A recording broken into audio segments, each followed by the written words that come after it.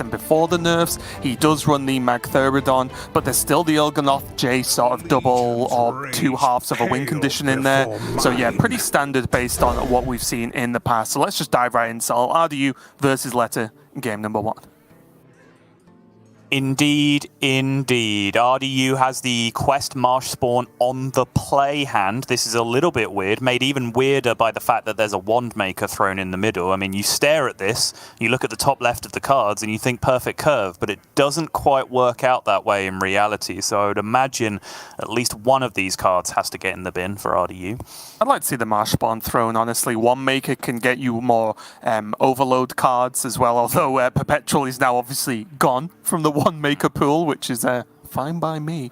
And I think that there are so many other good 3-drops in Shaman that's the one you can throw away, whereas Wand Maker's 2-drops don't really exist to the same fashion. Yep, completely agree. I think that is a very good assessment of the situation. Keeping Marsh Spawn on the play is very unusual to begin with, because generally the only way it really works is if you delay Quest on 1, play Quest on 2 as your spell activator, but then what's your Wand Maker doing, right? None of it makes any sense. So in the end, throwing away the Marsh Spawn does make the most sense here. Leta went for a vaguely ambitious mulligan. He left a spot open to the left of a skull, but very low chance he was going to get punished for that. He absolutely didn't. Felgor just hitting in that spot will do just nicely, and now he'll be able to curve that out into these skulls very, very quickly. So an extremely powerful looking opening curve for Leta, it's got to be said. An interesting pick off the Discover as well, right? He went for I-Beam, and honestly, I was just looking at Crimson Sigil Runner to just cycle, get a 1-1 on board before Shaman can do anything about it. I think it's a good plan, but I also think with that double skull on the left, he doesn't care about card draw. He wants the defense options, right, to get him to skull safely, and then the skulls will actually get the job done for him from there. Absolutely right. What does this hand not have, right? Is it card draw? No. He's absolutely set for card draw, but he doesn't have Fellscreen Blast, he doesn't have Immolation Aura, so clearing boards is going to be difficult. So picking up just little bits and pieces of removal, a Warblades here, an I-Beam there, a Chaos Strike here, etc., will just keep the board tidy enough that he'll be able to rip through those skulls. RDU chucking both Wand Makers down. In the guidance as well, doesn't really need the Serpent Shrine Portal quite yet. The Wand Maker will give more options, and as you mentioned, the Wand Makers are actually even more clutch in the deck now than they were beforehand, because you need those extra resources due to the extra overload proc that you're actually required to make. Just like a reasonable Eldrazi Warblades turn, honestly. I think a lot of the time you are looking for the big payoffs of healing, but if you're facing down 4 power and you can half that, then it seems like a reasonable play for me from Leta. Yeah, I agree. I think sometimes the actual Warblades charges themselves is so important that I think sometimes, like, let's, for example, Thought Experiment, say Leta had 4 mana this turn. You might even see something weird like Fury down one of the minions, then play Warblades, just so you still have 2 Warblades remaining and preserve those charges for later. But since that wasn't an option or required the coin, probably just way too much to be doing anything super cute there. Just hit the minion. Oh, big question now. Worth the Chaos Strike to kill a 3/3 and partially defend the Gorgia? He's going to go for it. My number one concern here, my concern here is the skull hand size for the following turn. He will have to weirdly coin, but I think that's fine. He'll be able to dump something, even if it's just Fury from the hand. On the following turn to be able to make space for everything, and obviously there's a good chance he just gets like 0 mana dumpables from the skull anyway that you can just get rid of.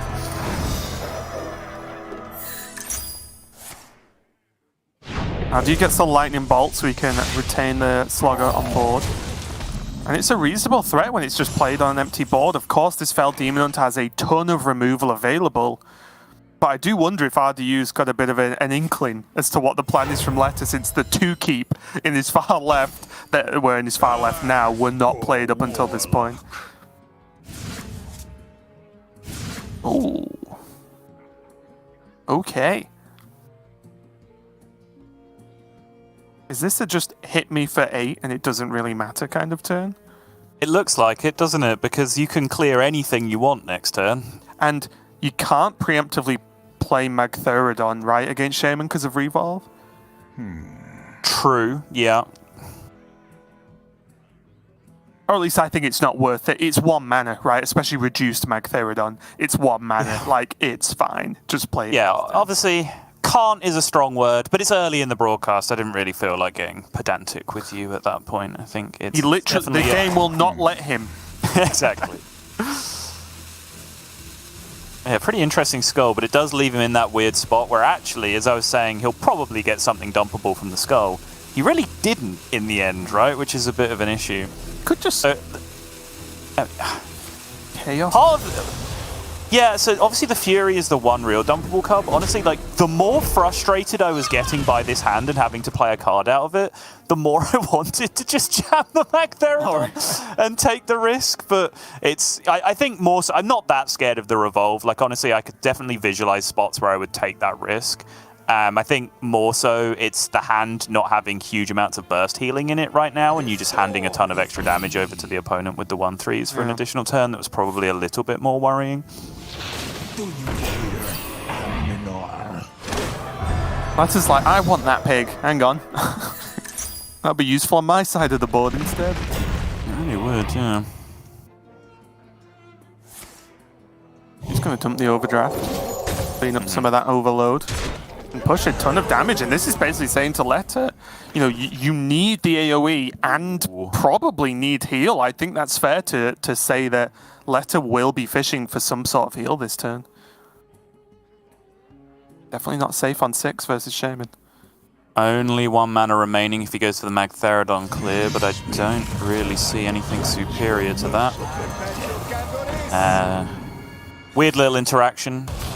Little alarming at first. It will wake up as a 12-9 here because things resolve in between the 2 procs of Immolation Aura. Death Rattles, for example, and therefore it wakes up in between the procs of the Immolation Aura as well and takes the 3 damage from the second hit, as you see there. Looks weird because of the way it's animated, but in terms of what's coded behind the scenes, makes perfect sense. Do you ever think there was a reason to actually just Chaos Strike that turn as well, just in case he got Fellscream Blast, for example? Interesting. So yeah, Chaos Strike first, and then he could have weaved in the Fellscream. Interesting. Instead of the Immolation, right? The Immo, yeah. It's definitely a decent idea, but it's kind of a straight up 2 out of 15, right? Because it's very obviously better or worse. It is definitely better if you hit the Fellscream Blast, but it's also definitely worse if you don't, because you drew out Draki Warblades, so now you have Warblades Chaos Strike to back up on the following turn. Agreed, yeah. Yeah, so it's an interesting idea. I don't hate it.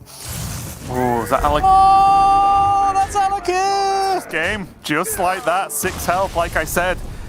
I wasn't necessarily thinking about Alec here, but you are not safe on 6 health versus Shaman, even if they don't have any minions. RDU gets off to a great start. A bit of a finish out of nowhere, and honestly, Sottle, a big win in the series overall. I know you've played a good amount of Fel Demon Hunter. I've played a decent chunk, and I feel pretty okay about the Shaman matchup, honestly. It's not like a guaranteed win, at least in my experience, but it's one I would be confident in, and Leta just got kind of steamrolled at the end there. Especially now. I know I got a little bit of pushback early on when I was saying that Fel Demon Hunter was a big favorite against Shaman. Like, I still will double down on that. I think it was. Now, if you're going to push back against me on that now, like, we're going to fall out, because, come on, like, the only way you really lost this matchup before, you very rarely lose the matchup ever in this way, with just pressure in to kill you. Yeah. The way you tended to lose the matchup was they got fast Brukan, and then Colossus, right? Scrapyard Colossus came down from Charge Call, and then you were in trouble because you can't really get damage through that most of the time. They just don't complete Brukan before you kill them most of the time now as Fel Demon Hunter, so I think that should be a pretty good matchup. Obviously, things are still evolving, and it's very difficult to make definitive statements about how matchups play out, because they're also very new at this point, but I would imagine, I thought that was a good matchup for Demon Hunter to begin with, and it's only got better now, so yeah, big win for RDU to potentially now set up a brutal sweep in the opposite direction. And Leta is going to respond now. Obviously, Leta has to pick a different deck now that he's lost with his Demon Hunter to go into RDU Shaman, because once again, this is the last hero standing. He is going to be playing the Celestial Druid, but it is the sort of the Firefly sort of token-focused one, right? The Glowfly, sorry, not Firefly, it's just the wrong card. So it is the more token-based one. And is the fact that he's got that build going to affect him or affect the matchup that much differently than what I would call standard Celestial? Or true Celestial? True Celestial, interesting. Yeah, I don't think massively so, no. I think the dynamics are very similar. It's just the win condition is a little bit different. And honestly, the win conditions very rarely crystallize in like Cthulhu and Celestial Druid anyway in this matchup, right? It's not like you Cthulhu the Shaman and then you win. It's, you know, they get punished very hard by Celestial. You get a big Cenarian Warboard. They can't fight back against it. Their removal does nothing because it's kind of very anti-aggro style removal that they have overall. Basically, all of those things are true with this version of the deck as well, except you throw in Lady Anaconda to be able to do some extra growth stuff if you really want to alongside... Sorry, I mean, you throw in cards like Arbor Up to support Lady Anaconda doing grosser things is probably a better way of putting it. Well, speaking of gross things, I spy a Note Taker, a Bloom, Feral Spirit, all of the aggro things. Although Leta does have ways to fight back. What he currently lacks in ramp, he does have in removal with double Lunar Eclipse. Yeah, you always are somewhat pleased when you see double Lunar Eclipse in the opening hand as Druid, especially when it was supported with the Fungal Fortunes. I think before the Fungal Fortunes came off the top, Leta would have happily traded in one of these Lunars for an Overgrowth or some form of card draw. But I think generally, because it's the only real removal card that you have access to, especially against decks that can punish you, can pressure you, you do like having those Lunars early. What to do? And now every turn here for RDU, he has to just decide when he wants to go off with this Bloom, because again, the fact he can pop off pretty quickly, he has that overdraft as well, if whether he wants to trade that or work it into the turns or the following turns somehow. Because of that Brute Khan taking longer to proc, right? He does have to just plan it out maybe a little bit more than you would in the past.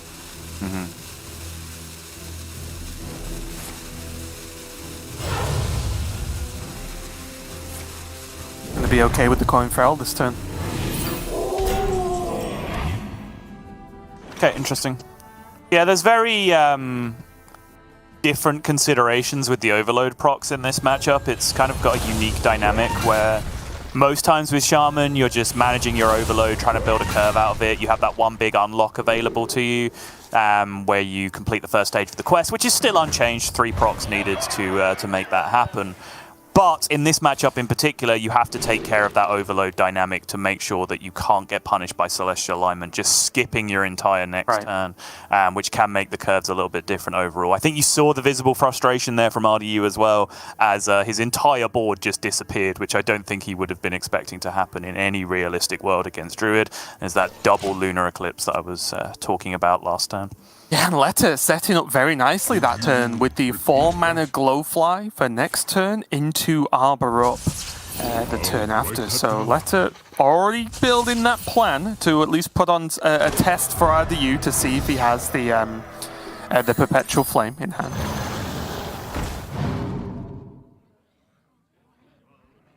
Probably charged, cool. He has already overloaded, 3 times at this point? Feral, Bloom and Bloom, completed the quest. He has another Lightning Bolt in hand. He can get a decent-sized minion down from Charge Call fairly early against Druid, which from his perspective is probably looking quite good. From Leta's perspective, obviously, he probably won't care about it because he can blow past it with the Glowfly Swarm play. So maybe RDU's expecting a big threat board to come and he'll be looking at Devolving Missiles instead to maybe fight back against something more aggressive on the other side. But I think I'd like the Charge Call here. It's definitely tricky, isn't it? Because he knows Leta finished on Studies. So he knows the likes of exactly Glowfly are playable next turn, and Leta's hand is more than big enough. You've evolved sloppy caster speak to the next level, Raven. It's great, isn't it? Something like exactly Glowfly. The likes of, I said. I didn't say the likes of exactly Glowfly. Is there anything strictly wrong with that sentence? I mean, it's very inelegant. But... Is it technically correct? Because that's what I aim for, Sol. You know this. Gold Road Grunt. It's a good option here. Maybe not as aggressive as RDU would have wanted here, but it's enough. It'll do the job, at least in his eyes for now. Waste Warden, screams everyone simultaneously, not understanding anything about how Hearthstone works. But interesting. Bloom? Solar Arbor up? Does that ever happen? It must do, right? Yeah, you trade one first because this changes no breakpoints, right? And because you're Solar Arboring, you just get one extra board space on board this way. But no matter what you were going to do, you were going to have to trade 2 minions into it. So this is just strictly better. RDU rears back like someone on a roller coaster that's just hit the drop. But yeah, unfortunately, it's looking like this might be the end of the road.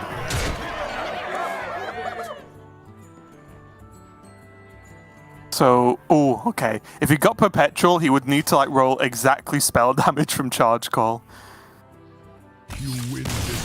And that's just going to be it, just like that. RDU couldn't fight back and in a roundabout way had maybe too much of a minion early game focus. I'm not saying it was his fault, just the way his hand was, but maybe just too many minions there due to Leta having that quick response to the Feral Spirits, right? With that double Luna, I think was the big deal. Because if RDU kept playing minions with a Feral Spirits already on board, things would have looked a lot different, but quick response there from Leta, build up into the Glowfly, and that was a pretty straightforward game, Sol. Again, you see, you just made the point, but I just want to hammer it home even harder, how important that early Luna was, double Luna, right? You saw that board just briefly there in the replay.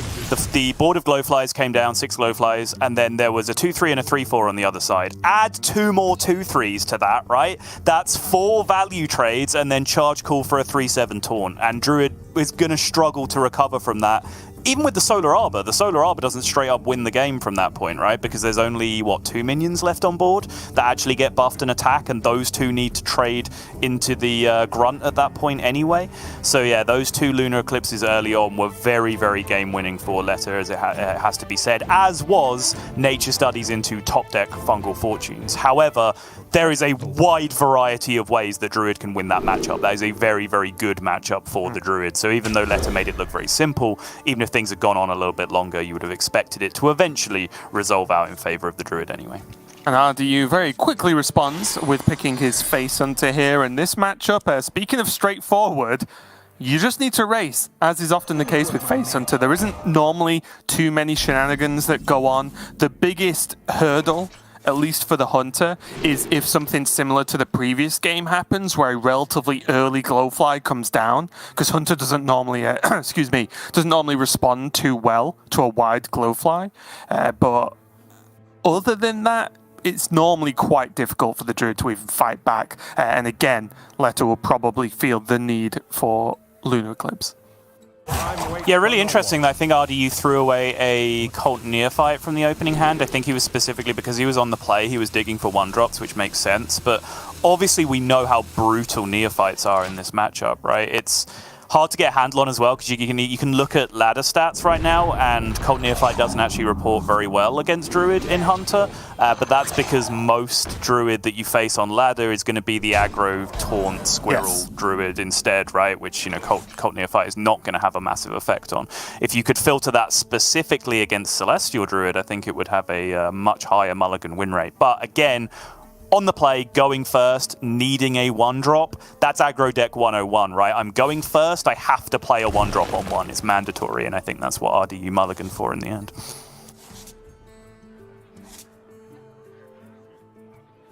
So I think here, Leta just has to get hit again and then go from there, right? I was looking if there's any kind of Bloom, Luna, something play, but generally I think it all just actually makes his overall game plan worse if he, overdoes it on that turn. So now he can Bloom, Luna, Glowfly, right? Bloom, Luna, Glow indeed. Nice juicy board. Coldcard Pack Runner buff coming in clutch, dodging the Lunar Eclipse removal. But you can already see what I mean, right?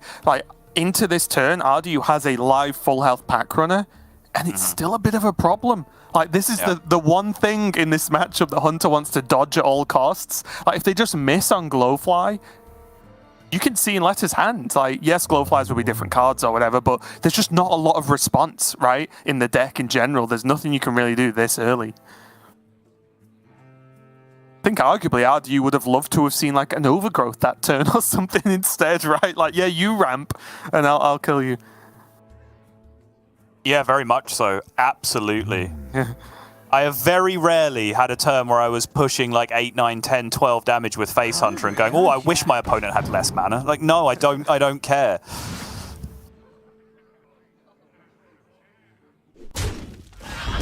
Oof. It's awful to even watch as a Hunter player. Oh, the whole turn and RDU's still massively behind. Yeah, the blessing here, though, no realistic world in which RDU was going to get Arbored this turn, so Leta will just kind of have to make do with what's on board. Does have refill of Glowfly, though. Okay, fine. I was just wondering. Okay, I'm glad that he's thinking about this, because I think this is a real decision, right? The one trade of a 2-2 into a 3-2 that was a cold card pack runner, sure. Hard to get yourself away from that. This, I think, is a real choice. And I think Leta is making the choice that I very much agree with. Get him. Who's the aggro deck now? He also knows for a fact that Rhino's coming down this turn, and then he can still make decent trades into the Rhino and refill the board. Because there's no... How did he know that wasn't a Wolpertinger? It would be way too slow, surely, right, to pick Wolpertinger versus Druid when you're facing down Glowfly? Intuition suggests that there would be a Rhino in hand then, right? I would wonder if there was some kind of thing that you knew already two Wolpertingers had been drawn or something that I wasn't considering. Oh, right, no. I'm just... Okay. The fact being that I'm sure Leta respects RDU as a decent player. Stop saying fact when you don't mean fact. It's a fact. Yeah, Glowfly number 2. It's... As you can see, still the same problem. RDU is edging just to a little bit closer to just sort of stealing a lethal out of nowhere. But again, mana considerations are an issue. Like even looking at if he goes piercing shot, one of them pushes, 4, 7 with the attack from the Wrangler. To an extent, he could then double wound prey minions if he's afraid. But would that even change breakpoints with Arbor up? If he killed, 3?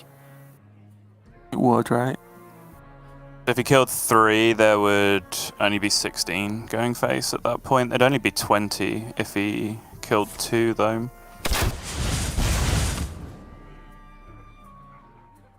Obviously, there is coin, so you fear Solar Arbor to some degree. We can see that the Arbor isn't immediately in hand, and Leta would have to be doing something like guess the weight for 2 shots at coin Arbor at that point, but...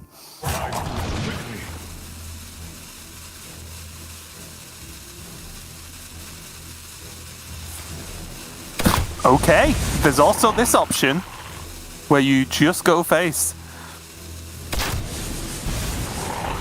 So what this does here as well is it opens up the Wolpertinger Piercing Shot hero power next turn to push, 7?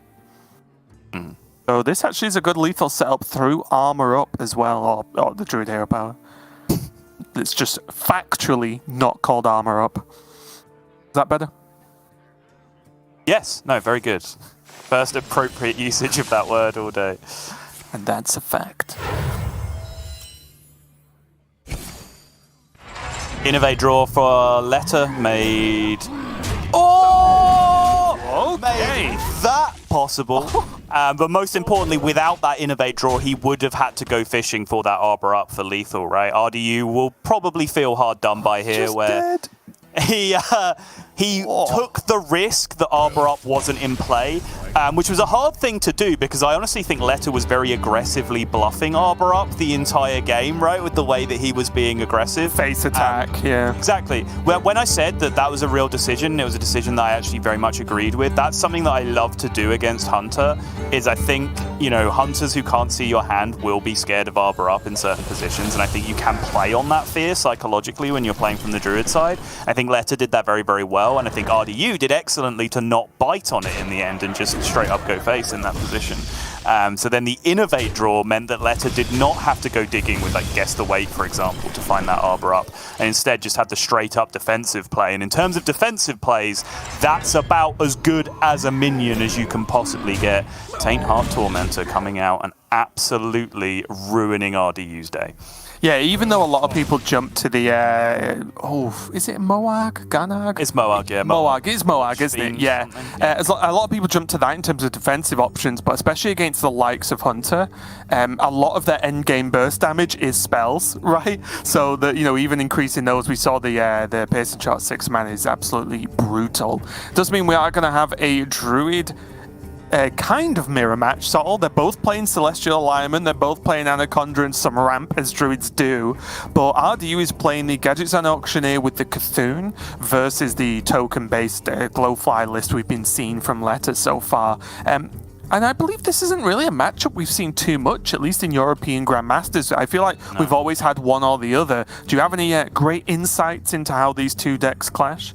Do I have any great insights? I have some insights. Do you have any factual insights? Do I have any factual data that I can present? Well, first off, they are factually different decks, therefore not a mirror match. Same class on both sides. But I think the main difference is the Glowfly Swarm, right? Because we've seen, for example, Token Druid mirrors a lot, especially if you watch APAC in the past. And that first Glowfly comes down GG. There's one card that RDU plays that can deal with that Leta does not have access to in the Heart of Cthulhu AoE that will get shuffled into his deck at the start. But outside of that, they generally do want to do the same thing.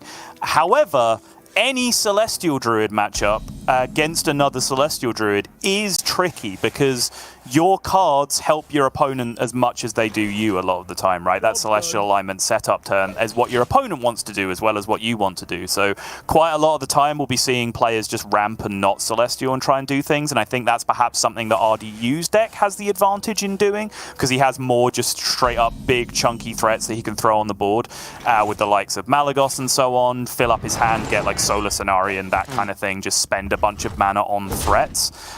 Whereas Leta has that ability to just draw cards Glowfly early in the game and win the game that way. If it actually comes down to Celestials, it's a coin flip. It's very hard to know when to pull the trigger on Celestial. Generally, the idea is that you have to be winning the game immediately on the next turn or it's not worth it in this matchup.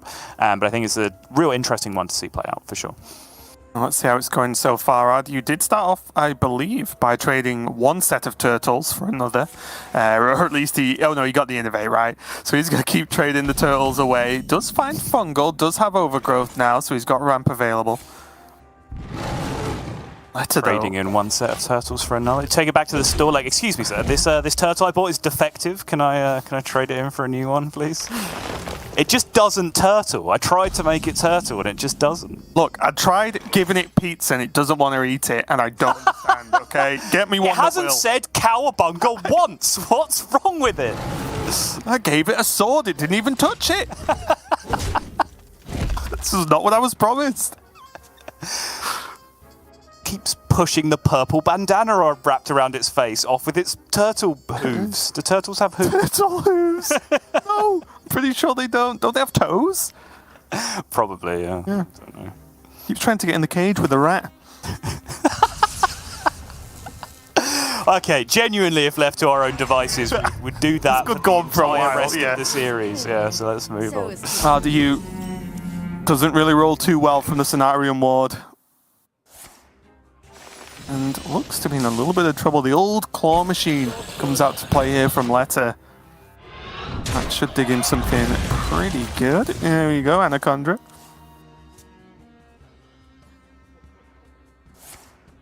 Rut-row. I guess that's an interesting dynamic that Claw Machine does add to the matchup now as well, right? Because now RDU knows playing Celestial Alignment Yes. is illegal, right? Yep. Strictly illegal at this point because he knows the Anaconda is in hand on the other side. Yeah, that's one of the, I think at a base level, Celestial can be okay if you have the good turn, as you mentioned, right? But it's hard to know your opponents. But as you said, the Anaconda just there for Leta now. And then from the other side, you see Leta eyeing it, right? Because he knows. When I was talking about, you just have to win the game immediately the next turn. Leta's hand has a pretty good chance of doing that. Yeah, so he's now considering what his curve looks like if he does end up playing Celestial Alignment himself. Yeah, it's interesting, right? He has the Nourish, of course, has the Anaconda, Solar Cenarian, Germination. Oh no, did he get that? He did, right? Oh no, okay. No, it was growth into growth. It was 4 into 4, sorry, so he had no way of hitting it. Yep. Yeah. But that will be his next draw, of course, due to the way that card works. I got the best deals anywhere. And now to use full tempo, go. Can't play Celestial. Need to play something else.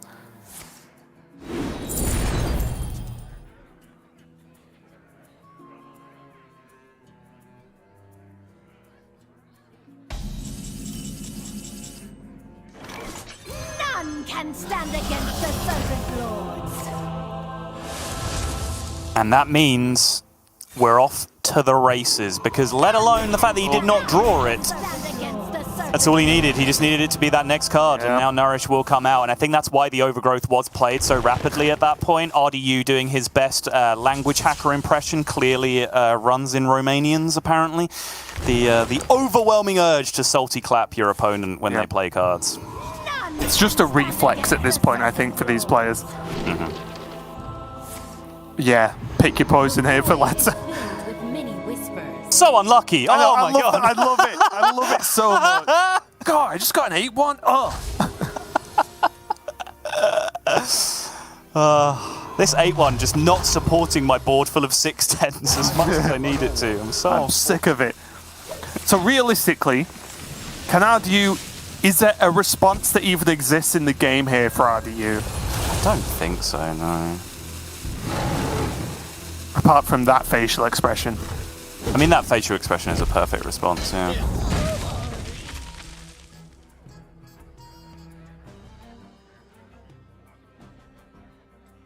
$10, $20, $30, $42, $54, $66 damage on the other side of the board. That's too much. Numbers. Yeah.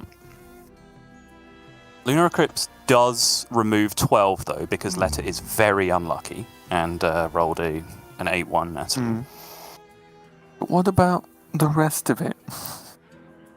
Well, we're working on it.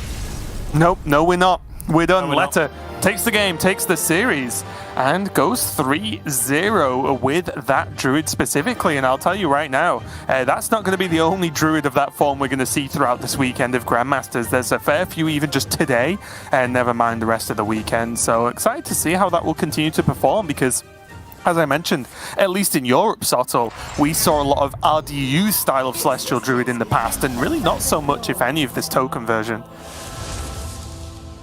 It has been that way in Europe, yeah, for sure. There's been bits and pieces of the Anaconda Druid, as it's being referred to. I know No Hands has played it a little bit, and obviously originally it was Surrender that we were looking at and going, this is weird. There's a Claw Machine in his Druid, but things have developed from there, and it has caught on a little bit, and it's picked up a sweep here in Last Hero Standing. And I think somewhat ironically as well, because it was only a couple of weeks ago that RDU was planting his flag in Celestial Druid very hard, right? Saying Celestial Druid is going to win APAC, Celestial Druid is going to win Europe, with me, RDU, winning the tournament with Celestial Druid. And he was fairly accurate. It did win APAC. He had a good run himself, even though he did not end up winning it with Celestial Druid. But in the end, it was the Celestial Druid that came back to bite him like a snapping mutant ninja turtle. Right? Oh, yeah. Glad you got one more in there. Leta, of course, taking the victory over RDU means he joins Yala, making it out of Group A, and also just gets that additional point, right? Which I believe now Leta going into this week started on 6.